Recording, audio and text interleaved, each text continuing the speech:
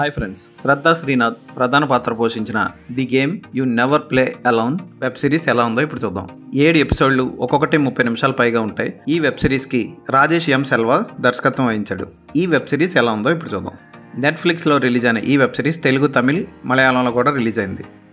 కావ్య, అనూప్ భార్యాభర్తలు. వాళ్ళిద్దరూ ఒక గేమింగ్ కంపెనీలో పనిచేస్తూ ఉంటారు, గేమ్ డెవలపర్స్. అయితే కావ్య తయారు చేసిన గేమ్ అవార్డు పొందుతుంది.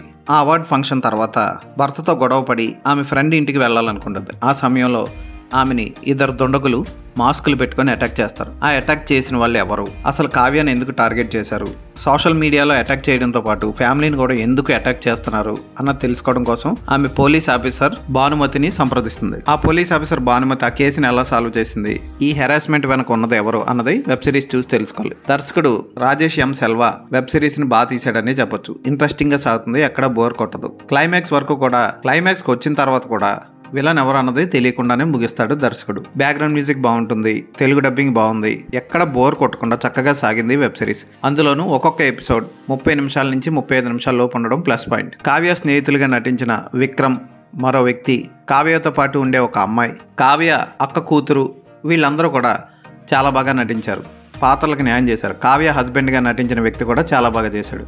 భానుమతి పాత్రలో చాందిని తమిళారసన్ చూడ్డానికి అందంగానూ ఉంది, బాగా యాక్ట్ చేసింది కూడా. నేటి సమాజంలో జరుగుతున్న బ్లాక్ మెయిలింగ్లు, కంప్యూటర్ హ్యాకింగ్లు, క్రెడిట్ కార్డుల్లో ఉన్న డబ్బును దోచుకోవడం, ఇలాంటి సమస్యలన్నింటినీ దర్శకుడు రాజేష్ ఎం సెల్వా చక్కగా చూపించాడు తెర మీద. అసభ్యకర సన్నివేశాలు లేకుండా నీట్గా తీశారు వెబ్ సిరీస్ని. శ్రద్ధా శ్రీనాథ్ పాత్రకు న్యాయం చేసింది. పాష్గా ఉండే అమ్మాయిలు కొంచెం టామ్ బాయ్ లాగా మగరాయిడ్ చేష్టలు ఉన్న అమ్మాయిగా ఫస్ట్లో కనపడినా మెల్లిమెల్లిగా అమ్మాయిలకి స్వతంత్రం కన్నా సేఫ్టీ ముఖ్యమని చెప్పే విధంగా ముగుస్తుంది ఈ క్యారెక్టర్. ప్రస్తుత సమాజం ఖచ్చితంగా ఇలాంటి వెబ్ సిరీస్ చూసి తెలుసుకోవాలి. ఈ స్వతంత్ర భారతదేశంలో అబ్బాయిలకే సేఫ్టీ లేదు, ఇంకా అమ్మాయిలకి సేఫ్టీ ఏముంటుంది?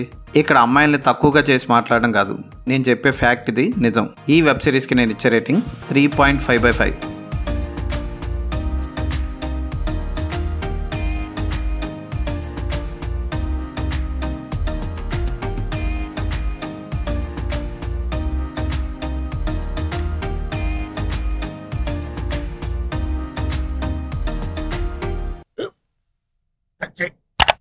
స్కూల్ బెంచ్ లాగా ఎంత గట్టిగా ఉందోరా?